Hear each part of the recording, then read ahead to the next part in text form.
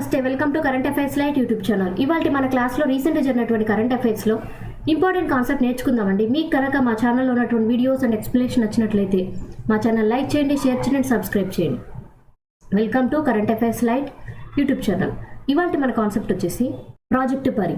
So project పరి ఏదైతే ఉందో అది ఎందుకోసం అంటే ఢిల్లీలో ఉన్నటువంటి రోడ్లు ఏవైతే ఉన్నాయో వాటిని మెరుగ్గా మార్చడం కోసం పబ్లిక్ ఆర్ట్ ఆఫ్ ఇండియా తరపున ప్రాజెక్ట్ పరి అనేది తీసుకుని వచ్చారు. Public art of India. So ఇందులో ఏంటంటే అక్కడ ఉన్నటువంటి రోడ్లన్నీ ఏవైతే ఉంటాయో వాటిని కళాకారుల ద్వారా బెస్ట్గా మార్చడమే అక్కడ ముఖ్య ఉద్దేశం. అండ్ అక్కడ ఏవైతే రోడ్స్ అనేవి నీట్గా లేవు, బాగులేకుండా ఉన్నాయో అక్కడన్నిట్లో కూడా ఇలా కుడ్య చిత్రాలతోటి ఆ రోడ్స్ అన్నీ కూడా నింపడమే ఇందులో ముఖ్య ఉద్దేశం అనమాట. ఆ ప్లేసెస్ అన్నిటినీ కూడా బ్యూటిఫుల్గా మార్చడమే ఇందులో ముఖ్య ఉద్దేశం. సో ఇక్కడ పరి ప్రాజెక్ట్ ఇనిషియేటివ్ ఏదైతే ఉందో అది గవర్నమెంట్ మినిస్ట్రీ ఆఫ్ కల్చర్ తరఫున తీసుకొచ్చినటువంటి ఒక ఇనిషియేటివ్ అనమాట. ఇది 46వ వరల్డ్ హెరిటేజ్ కమిటీ మీటింగ్లో భాగంగా ఈ పరి అనేటువంటి ఇనిషియేటివ్ అనేది తీసుకొని రావడం జరిగింది. అండ్ ఇదేంటంటే వరల్డ్ హెరిటేజ్ మీటింగ్లో భాగంగా మన దేశం తరపున ఉన్నటువంటి కల్చర్ మినిస్ట్రీ ఆఫ్ కల్చర్ వాళ్ళు ఇలా చేయాలి అంటే మన ఇక్కడ ఢిల్లీలో ఉన్నటువంటి వీధులన్నీ కూడా అందమైనటువంటి చిత్రాలతో నింపాలి అని వాళ్ళు ఇలా చేశారనమాట. ఇందులో నియర్లీ 150 మంది ఆర్టిస్టులు ఎవరైతే ఉంటారో అంటే ఇలా పెయింటింగ్స్ వేయగలిగే ఆర్టిస్టులు అందరినీ కూడా ఢిల్లీకి పిలిపించి వాళ్ళందరితో అక్కడ రోడ్లన్నిటి మీద గోడలన్నిటి మీద పెయింటింగ్స్ వేస్తున్నారు. పబ్లిక్ రోడ్స్ అనమాట. పబ్లిక్ స్పేసెస్ ఏవైతే ఉంటాయో ఢిల్లీ ప్రాంతంలో అక్కడంతా కూడా మంచిగా పెయింటింగ్స్ అనేది ఇవ్వబోతున్నారు. అండ్ ఇదంతా ఎందుకోసం అంటే ఢిల్లీ అనేది మన దేశం యొక్క రాజధాని అయినప్పుడు అది మన కల్చర్ని, మన వారసత్వాన్ని ప్రపంచానికి చూపించే విధంగా ఉండాలి.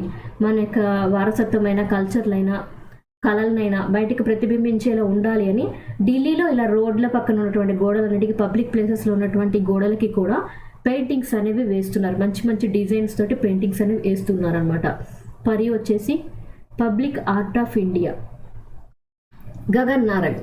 సో ఈయన ఎప్పటి నుంచో మనకి చాలా మంచిగా తెలుసు అనమాట. ఎందుకంటే మన దేశానికి ఈయన ఒక గోల్డ్ మెడలిస్ట్. ఏ విషయంలో ఈయన గోల్డ్ మెడలిస్ట్ అంటే గగన్ నారంగ్ గారు షూటర్. ఈయన ఇంతకుముందు ఒలింపిక్స్లో మన దేశానికి షూటర్గా ఉండి ఈయన మన దేశానికి మెడల్స్ తీసుకుని వచ్చారు. అండ్ ఇప్పుడు ఈయన ఎందుకు న్యూస్లో రావడం జరిగిందంటే ఈయనని మన దేశానికి పివి సింధు గారిని ఫ్లాగ్ బేరర్గా సెలెక్ట్ చేశారు. అండ్ దాంతోపాటు ఈయనని ఏ విధంగా సెలెక్ట్ చేశారంటే chef de mission. So chef de mission అంటే ఏం లేదు, మన దేశం నుంచి ఇన్ఛార్జ్ అనమాట. ఇన్ఛార్జ్ ఏ విషయంలో ఇన్ఛార్జ్ అంటే మన నేషనల్ టీం ఏదైతే వెళ్తుందో అంటే మన దేశం నుంచి వెళ్ళేటువంటి అథ్లెట్స్ ఎవరైతే ఉంటారో నేషనల్ టీం తరఫున మన దేశంలో ఒలింపిక్స్లో పార్టిసిపేట్ చేయడానికి వెళ్ళేటువంటి ప్రతి ఒక్క అథ్లెట్ అండ్ ఎవరైతే పార్టిసిపేట్ చేస్తున్నారో వాళ్ళందరినీ కలిపి నేషనల్ టీం అంటాం. ఆ టీం మొత్తానికి ఇన్ఛార్జ్గా ఎవరిని నియమించడం జరిగిందంటే గగన్ నారంగ్ గారిని నియమించడం జరిగింది. అండ్ ఈ యొక్క వ్యక్తి ఎవరైతే ఉన్నారో ఆయన ఈ యొక్క పదవికి అర్హుడు అని మన ఒలింపిక్స్ అసోసియేషన్ ప్రెసిడెంట్గా ఉన్నటువంటి పిటి ఉష గారు ఈ యొక్క ప్లేస్ అంటే ఆయనకి ఈ యొక్క అధికారాన్ని ఇవ్వడం జరిగింది. అంటే ఈ యొక్క గౌరవం అనేది ఆయనకి కల్పించారనమాట. అండ్ ఇంతకుముందు ఈ యొక్క పదవిలో ఎవరున్నారంటే మేరీ కోమ్ గారు ఉన్నారనమాట. అండ్ ఆమె రీసెంట్గా రిజైన్ చేయడం జరిగింది ఈ పదవికి. అందువల్ల ఈ యొక్క ఇన్ఛార్జ్గా ఆ యొక్క టీం మొత్తాన్ని తీసుకొని వెళ్ళి అక్కడ గేమ్స్ పరంగా చూసుకోవడానికి ఇప్పుడు గగన్ నారంగ్ గారిని నియమించడం జరిగింది. అండ్ ఈయన ఎవరైతే ఉన్నారో ఒలింపిక్స్ పరంగా ఆయన 10 minutes రైఫిల్ బ్రోంజ్ అనే మెడల్ అనేది తీసుకొని వచ్చారనమాట 2012 ఒలింపిక్స్ పరంగా. అంటే ఇది షూటింగ్లో అనమాట, షూటర్ అనమాట. ఈయన ఎయిర్ రైఫిల్ షూటింగ్లో బ్రాంజ్ మెడల్ అనేది మనకి ఒలింపిక్స్లో తీసుకొచ్చినటువంటి వ్యక్తి గగన్ నారంగ్. ఆయన్ని ఒలింపిక్స్కి ఇన్ఛార్జిగా టీం మొత్తాన్ని తీసుకొని వెళ్ళడానికి ఇన్ఛార్జిగా నియమించడం జరిగింది. President of India. సో మన ప్రెసిడెంట్ ఎవరు? ద్రౌపది ముర్ము అనమాట. సో ఆమె ఒక మీటింగ్లో ఈ యొక్క life style for sustainability campaign అనేది స్టార్ట్ చేయడం జరిగింది. ఏంటి లైఫ్ స్టైల్ ఫర్ సస్టైనబిలిటీ అంటే సుస్థిరాభివృద్ధి లక్ష్యాల్లో భాగంగా మన యొక్క జీవన విధానంలో మార్పులు చేసుకోవడం. అండ్ ఇది కూడా ఏంటంటే జీవన విధానంలో మార్పులు అన్నప్పుడు ఇది ఏదో ఒక మంచి కోసం ఉపయోగపడాలి. ఆరోగ్యపరంగానైనా లేదా సమాజానికి మంచి చేసే విధంగానైనా లైఫ్ స్టైల్ చేంజ్ అనేది జీవన విధానంలో మార్పు కలిగించడం అనేది ఒక క్యాంపెయినింగ్గా తీసుకొని వచ్చారనమాట. ఏ విధమైనటువంటి క్యాంపెయిన్ అంటే, ఆమె ఒక మీటింగ్లో బ్రహ్మకుమారీస్ ఎవరైతే ఉంటారో వాళ్ళ దగ్గర ఒక సెంటర్ని ఇనాగ్రేట్ చేయడం జరిగింది, అంటే ప్రారంభించారనమాట. సో ఆ యొక్క సెంటర్ పేరు divine retreat centre of Brahma Kumaris అనమాట. ఎక్కడంటే హదిరిమాడ అనమాట. హదిరిమాడ విలేజ్, భువనేశ్వర్, ఒడిస్సా ప్రాంతంలో ఈ యొక్క బ్రహ్మకుమారులకి ఒక మఠం, అంటే ఒక ఆశ్రమం లాంటిది ఏర్పాటు చేస్తూ అక్కడ లైఫ్ స్టైల్ ఫర్ సస్టైనబిలిటీ అనేటువంటి క్యాంపెయిన్ అనేది ఈ యొక్క క్యాంపెయిన్ స్టార్ట్ చేయడం జరిగింది. ఇదేంటంటే ఒక నేషనల్ క్యాంపెయిన్ అనమాట. ఇక్కడ ఒడిస్సాలో స్టార్ట్ చేశారు కదా అని ఓన్లీ ఒడిస్సాకి చెందింది కాదు, మన దేశం మొత్తం మీద ఉన్నటువంటి బ్రహ్మకుమారిస్ ఎవరైతే ఉంటారో వాళ్ళందరికీ కూడా ఇది ఒక ముఖ్య ఉద్దేశం ఏంటంటే దానిలో చేరేటువంటి వ్యక్తుల్ని ప్రోత్సహించడం. అలా కూడా జీవన విధానం మారుతుందన్నమాట. ఎందుకంటే మన ప్రపంచవ్యాప్తంగా కూడా బ్రహ్మకుమారీస్గా ఎవరైతే మారుతూ ఉంటారో వాళ్ళకి ప్రపంచవ్యాప్తంగా కూడా ఆధ్యాత్మిక భావనల పరంగా వాళ్ళు దేవునికి అంకితం ఇచ్చుకున్నట్లుగా ఆధ్యాత్మిక భావాలతో ఫుల్గా మారుతారనమాట. వాళ్ళు ఏంటంటే ప్రతి సమాజంలో ప్రతి చోట మంచిని అందరికీ నేర్పించడమే బ్రహ్మకుమారీస్ యొక్క ముఖ్య ఉద్దేశం. సో అలా చేస్తూ ఉన్నప్పుడు మనుషుల్లో మార్పు వస్తుంది. మనుషుల్లో మార్పు వచ్చిందంటే ప్రపంచం మొత్తం కొత్తగా మారిపోతుంది బ్రహ్మకుమారీస్ కనుక పెరిగితే. అందుకోసమే బ్రహ్మకుమారీస్ని వాళ్ళ సంక్షేమం కోసం అండ్ ఈ యొక్క సెంటర్ ఏర్పాటు చేస్తూ అండ్ వాళ్ళ ద్వారా లైఫ్ స్టైల్ ఫర్ సస్టైనబిలిటీ అనేటువంటి ఒక క్యాంపెయినింగ్ అనేది స్టార్ట్ చేశారు. అండ్ ఇలా బ్రహ్మకుమారీస్ ఏర్పడడం అనేది నియర్లీ 1937 నుంచి కూడా స్టార్ట్ అయింది, ఆ టైం నుంచే. అండ్ వీళ్ళు మనొక్క దేశంలోనే కాదు, బ్రహ్మకుమారీస్ అంటే నియర్లీ 110 కంట్రీస్లో బ్రహ్మకుమారీస్ అనే వ్యక్తులు ఉన్నారనమాట. అంటే ఆడవాళ్ళు బ్రహ్మకుమారీస్గా మారి సమాజానికి మంచి చేయాలని, వాళ్ళు ఎలా జీవించాలి, మంచిగా ఆధ్యాత్మిక భావాలతో ఎలా ఉండాలి అని సమాజానికి నేర్పిస్తూ ఉంటారు. ఇండియా అప్రూవ్డ్ హైసీస్ బయోడైవర్సిటీ అగ్రిమెంట్ అనమాట. సో అసలు హైసీస్ అంటే ఏంటి? హైసీస్ అన్నప్పుడు మనం అర్థం చేసుకోవాల్సింది ఏంటంటే మన ప్రాదేశిక జలాలను దాటి ఏవైతే సముద్ర జలాలు ఉంటాయో వాటిని హైసీస్ అంటాం.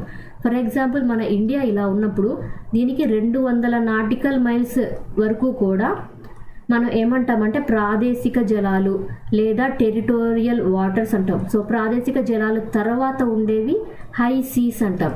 సో ఈ హై సీస్ అనే దగ్గర ఏ దేశం యొక్క బాధ్యత ఉండదు. అంటే ఇప్పుడు ఈ యొక్క జలాలేమో మన ఇండియాకి చెందినటువంటి ప్రాదేశిక జలాలు అంటాం.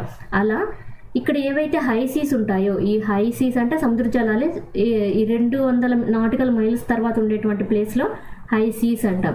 సో వీటి మీద వేరే దేశం యొక్క ప్రాదేశిక జలాలు ఉన్నా లేదా అవి ఉండకుండా ఖాళీగా ఉన్నటువంటి ప్రాంతం అనమాట. అక్కడ ఏ దేశం యొక్క ప్రభావం ఉండదు. అటువంటి ప్లేసెస్కి సంబంధించినటువంటి ఒక అగ్రిమెంట్. ఏ విధమైనటువంటి అగ్రిమెంట్ అంటే బయోడైవర్సిటీకి సంబంధించినటువంటి అగ్రిమెంట్. బయోడైవర్సిటీ అంటే అక్కడ ఉన్నటువంటి జీవుల్ని, సముద్ర జలాల్ని కాపాడడం బయోడైవర్సిటీ అగ్రిమెంట్లో ముఖ్య ఉద్దేశం. ఎక్కడ జీవుల్ని కాపాడుతున్నారు, ఎక్కడ వాటర్ని రక్షిస్తున్నారు అంటే హై సీస్లో, అంటే ఏ దేశం యొక్క ప్రాబల్యం లేనటువంటి సముద్ర జలాల్లో ఈ యొక్క బయోడైవర్సిటీ అగ్రిమెంట్ ఉంటే ఆ అగ్రిమెంట్లో ఇండియా కూడా జాయిన్ అయిందనమాట. అండ్ ఇందులో ఏ విధంగా అంటే biodiversity beyond national jurisdiction agreement అనేది యుఎన్ వాళ్ళు తీసుకొని వచ్చారు. యునైటెడ్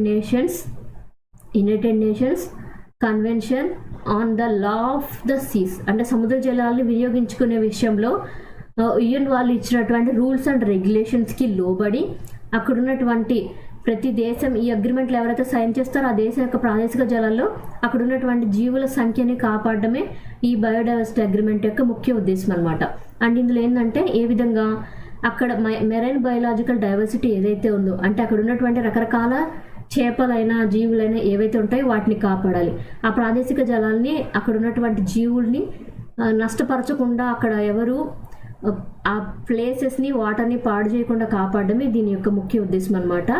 అండ్ హై సీస్ అంటే ఇక్కడ మనం తెలుసుకోవాల్సింది ఏంటంటే ఏ దేశం యొక్క ప్రాదేశిక జలాలకు సంబంధం లేకుండా ఉన్నటువంటి ప్లేసెస్ ఏవైతే ఉంటాయో అక్కడ కూడా అక్కడ ఉన్నటువంటి చేపలని, అక్కడ ఉన్నటువంటి రకరకాలైనటువంటి సముద్ర జీవులన్నింటినీ కూడా రక్షించాలి.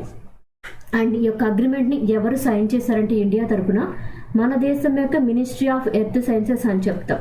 వాళ్ళు ఇండియా తరఫున మేము ఈ అగ్రిమెంట్లో సైన్ చేస్తాం అని చెప్పి ఒప్పందం అనేది చేసుకోవడం జరిగింది. మన ఇండియా తరఫున ఇటువంటి విషయాలను ఎవరు చూస్తారంటే మినిస్ట్రీ ఆఫ్ ఎర్త్ సైన్సెస్కి చెందినటువంటి డిపార్ట్మెంట్ బయోడైవర్సిటీ అగ్రిమెంట్ మీద సంతకం చేయడం జరిగింది. ట్రాపికల్ సైక్లోన్ రీసెంట్గా టెక్సాస్ ప్రాంతంలో, టెక్సాస్ యొక్క తీరంలో ఈ యొక్క ట్రాపికల్ స్ట్రోమ్ అనేది రావడం జరిగింది. దాని యొక్క పేరు ఏంటంటే బెరిల్ అనమాట. సో ఈ బెరిల్ ఏవైతే ఉందో అది టెక్సాస్ కోస్ట్ తీరం వైపు వెళుతున్నట్లుగా తెలియజేశారు. మనకి ఇలా ట్రాపికల్ స్ట్రోమ్స్ అనేవి వస్తున్నప్పుడు ఎక్కడ వస్తుంది, ఏ ప్రాంతంలో వస్తుంది అనేది ఇంపార్టెంట్. ఇది ఎక్కడ వచ్చిందంటే టెక్సాస్ అంటే మనకి యుఎస్ అనమాట, యునైటెడ్ స్టేట్స్. అండ్ ఇక్కడ స్ట్రోమ్ ఏదైతే ఉందో అది చాలా బలమైన వానతోటి చాలా తీవ్రతరంగా ఉందన్నమాట. నియర్లీ 15 ఇంచులు అంటే నియర్లీ 37 సెంటీమీటర్ల హైట్ తోటి అంటే అంత వర్షపాతం అనేది నమోదవుతూ ఉంది. అండ్ స్ట్రామ్ కూడా చాలా ఎక్కువగా ఉందన్నమాట. అండ్ తుఫాన్గా మారి చాలా ఇబ్బందికరమైనటువంటి పరిస్థితులు అనేవి రాబోతున్నాయని హెచ్చరికలు అనేవి వచ్చాయి. అండ్ ఈ యొక్క తుఫాన్ ఏదైతే ఉందో అది హరికేన్గా మారింది. తర్వాత హరికేన్ వచ్చేసి పెద్ద తుఫాన్గా మారబోతున్నట్లుగా తెలియజేశారనమాట. అండ్ ఈ యొక్క విషయాన్ని ఎవరు తెలియజేశారంటే యునైటెడ్ నేషన్స్ అంటే యుఎస్కి సంబంధించినటువంటి విభాగం, అంటే యునైటెడ్ స్టేట్స్ ఆఫ్ అమెరికాకి చెందినటువంటి నేషనల్ హరికేన్ సెంటర్. అంటే మనకి వాతావరణ హెచ్చరికల కేంద్రం ఏ విధంగా ఉంటుందో అక్కడ హరికేన్ని, తుఫాన్ హెచ్చరిక కేంద్రాన్ని ఆ విధంగా అంటారనమాట.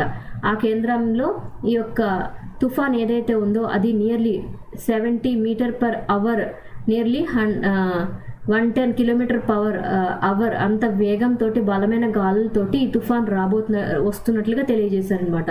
అండ్ అక్కడ ఉన్నటువంటి యునైటెడ్ స్టేట్స్ ఆఫ్ అమెరికాకు చెందినటువంటి నేషనల్ హరికేన్ సెంటర్ యొక్క డైరెక్టర్గా ఎవరున్నారంటే ప్రెసిడెంట్ మైకేల్ బెర్నాన్ గారు ప్రెసిడెంట్ ఆ యొక్క వాతావరణ హెచ్చరికల కేంద్రానికి డైరెక్టర్గా ఉన్నారు. సో ఇక్కడ మనం గుర్తుపెట్టుకోవాలి ఏంటంటే ఇక్కడ వచ్చినటువంటి బెర్లిన్ తుఫాన్ ఏదైతే ఉందో ఆ తుఫాన్ ఎక్కడ ఉందంటే టెక్సాస్. సో టెక్సాస్ వచ్చి అమెరికాలో వచ్చినటువంటి తుఫాను. Thank you for watching my video. మీకు కనుక నా వీడియో అండ్ ఎక్స్ప్లెనేషన్ నచ్చినట్లయితే నా వీడియోస్ లైక్ చేయండి, షేర్ చేయండి అండ్ సబ్స్క్రైబ్ చేయండి. మీకు నా వీడియోస్ ఏ విధంగా అనిపిస్తున్నాయో నాకు కామెంట్ సెక్షన్లో తెలియజేయండి. Thank you for watching my video. Thank you.